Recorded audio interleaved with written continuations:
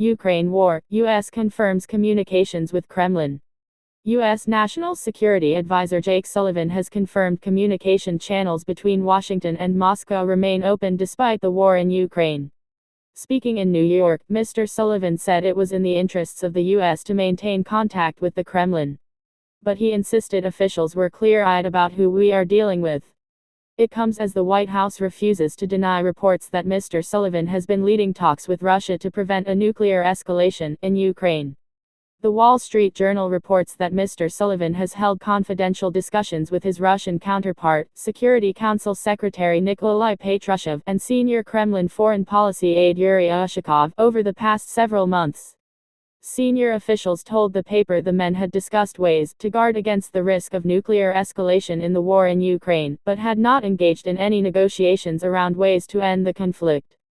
Last month, Mr. Sullivan said any use of nuclear weapons would have catastrophic consequences for Russia.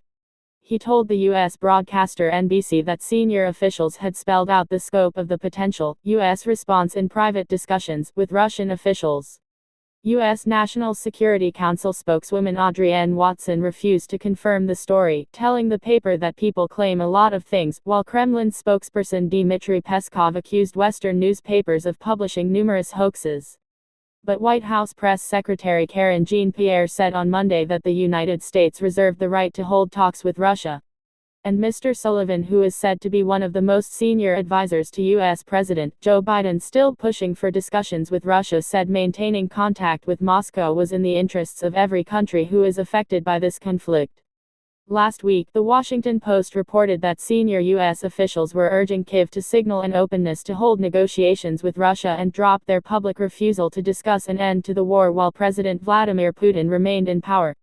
But Mr. Sullivan told a public event in New York that the Biden administration had an obligation to pursue accountability, and pledged to work with international partners to hold the perpetrators of grave and grotesque war crimes in Ukraine responsible for what they have done.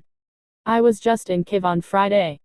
And I had the opportunity to meet with President Volodymyr Zelensky, and my counterpart Andriy Yermak, with the military leadership, and also, to get a briefing on just what level of death and devastation has been erupted by Putin's war on that country, Mr. Sullivan said. Concerns have been heightened in recent months that Russia could resort to using nuclear weapons in a desperate attempt to defend 4 regions of eastern and southern Ukraine that it illegally annexed. Meanwhile, Ukraine has invoked its wartime martial laws to take control of the assets of 5 strategically important companies. Some of the companies, which include 2 energy companies and firms that make engines, vehicles and transformers, are linked to oligarch Vyacheslav Bohuslayev, who was arrested on suspicion of collaborating with Russia. President Zelensky said the move would help Ukraine's defense sector meet the needs of the military, which is currently engaged in counter-offensives in southern and eastern Ukraine.